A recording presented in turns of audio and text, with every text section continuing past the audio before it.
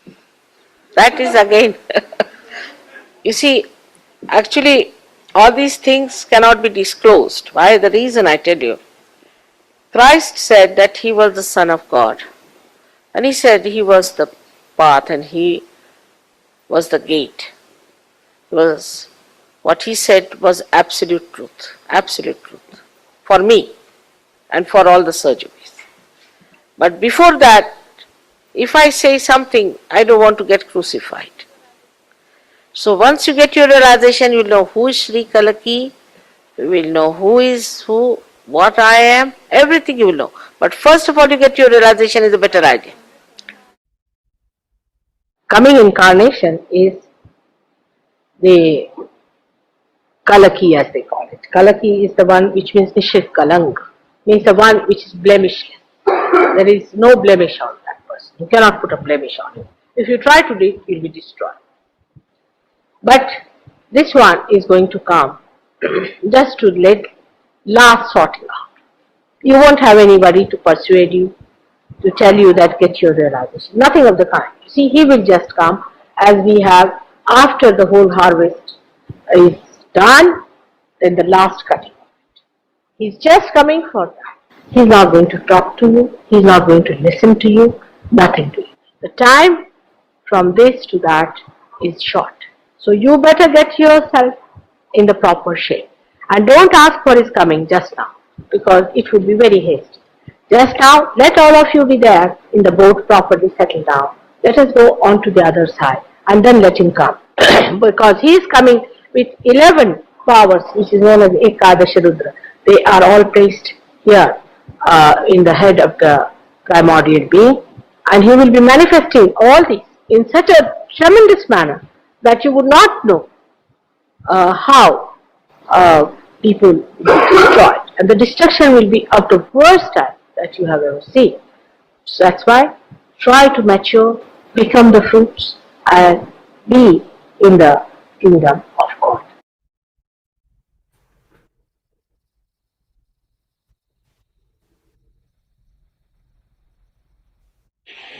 So, even people make camouflage today as small children, as very innocent people, as very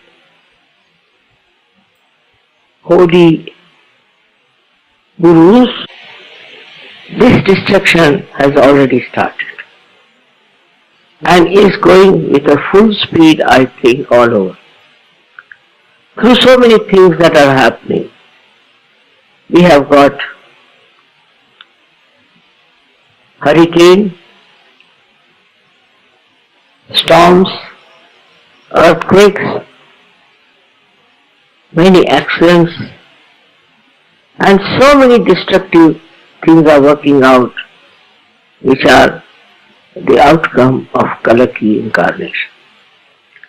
But at the same time, there's another work going on of the same incarnation, is the resurrection of the people. Such people can never be hurt. Nothing can happen to them. They'll be always saved. Everything will be saved for them because they are under the protection of their mother.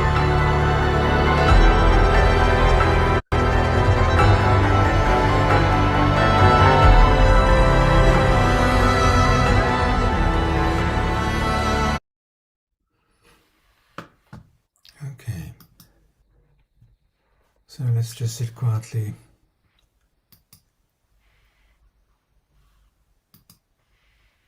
And now we'll see if we can go into really nice deep meditation.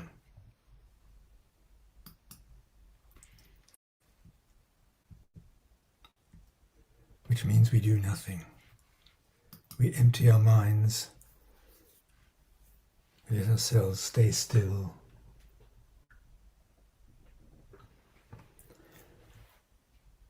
And we can all unite amazingly through the ether, through the Param Chaitanya, through Zoom.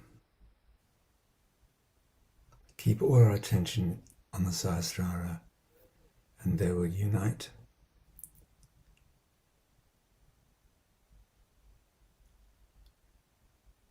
be as relaxed as we can.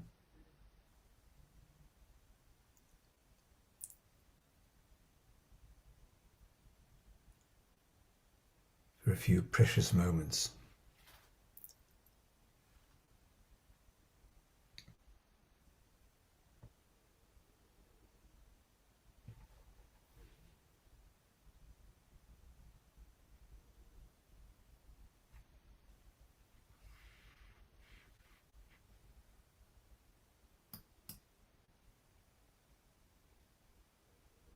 The only thing to put our attention on is Sahasrara. Or if it helps, you can go deeper down inside yourself.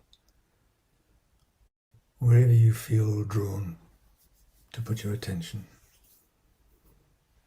Maybe our spirit is guiding us at these moments. Where all the noise of the ego and the mind calms and stills and gets quiet, we can then hear or feel the energy of the spirit.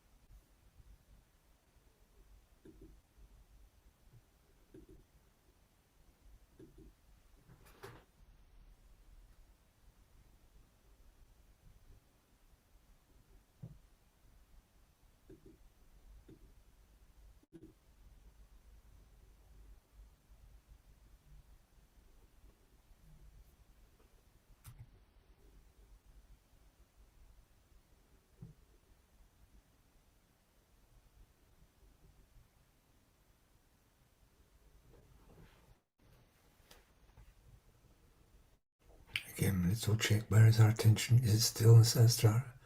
Or has it gone wandering off into the future or wandering off into the past?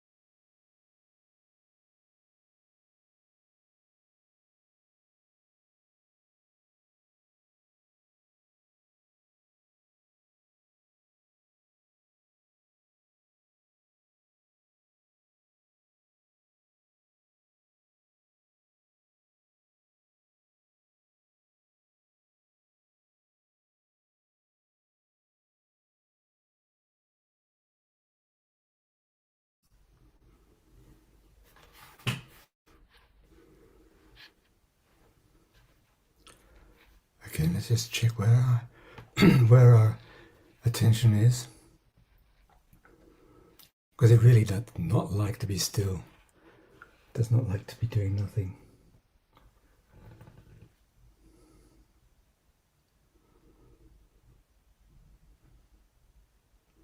And of course, our Mother Kundalini helps a lot in stopping the thinking and keeping our attention in the beautiful, blissful feelings that can come from Sahasrara.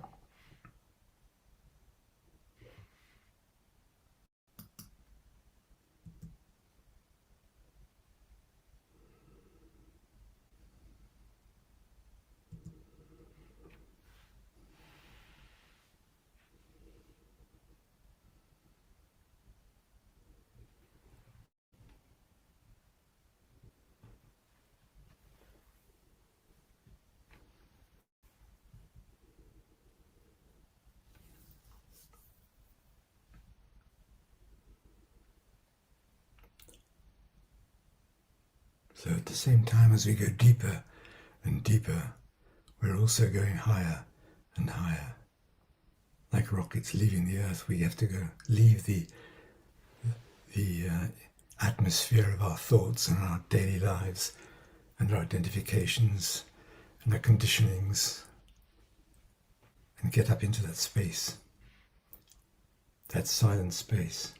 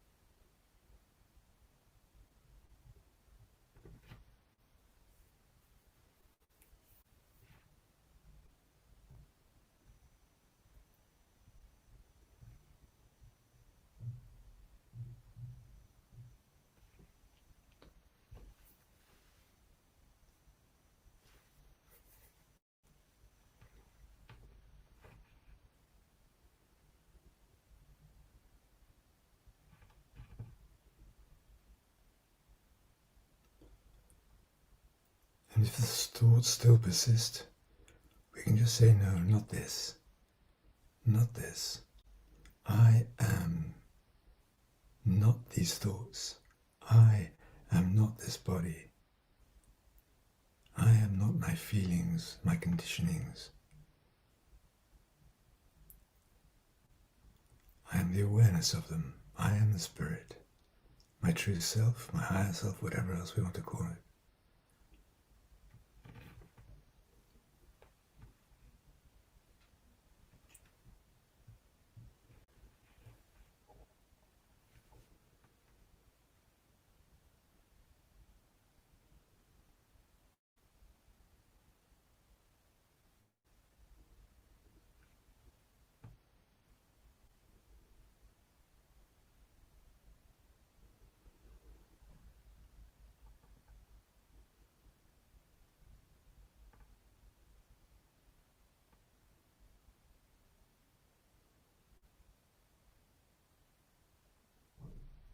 So we try to get the space between our thoughts longer and longer.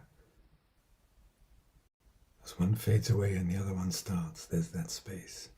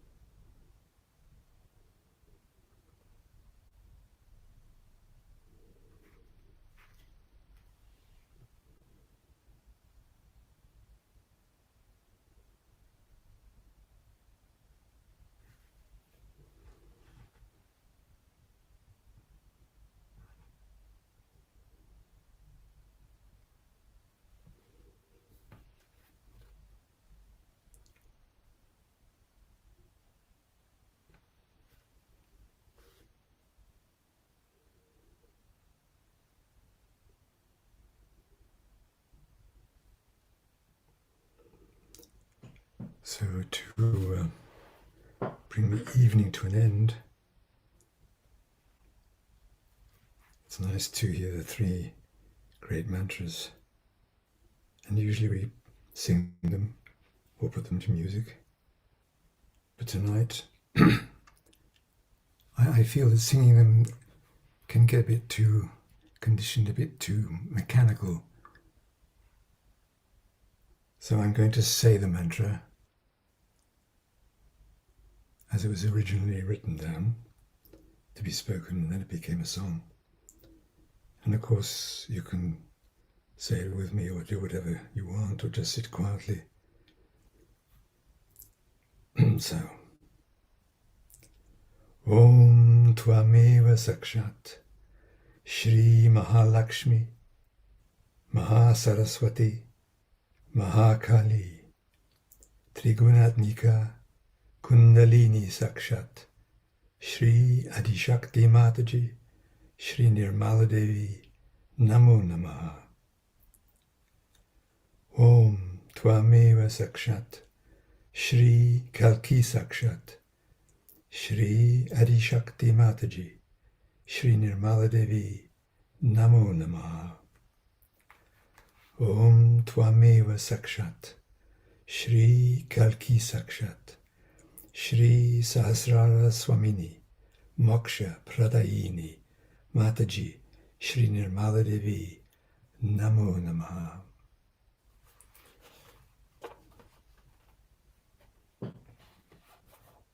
So let's raise our kundalinis and put ourselves into bandhan.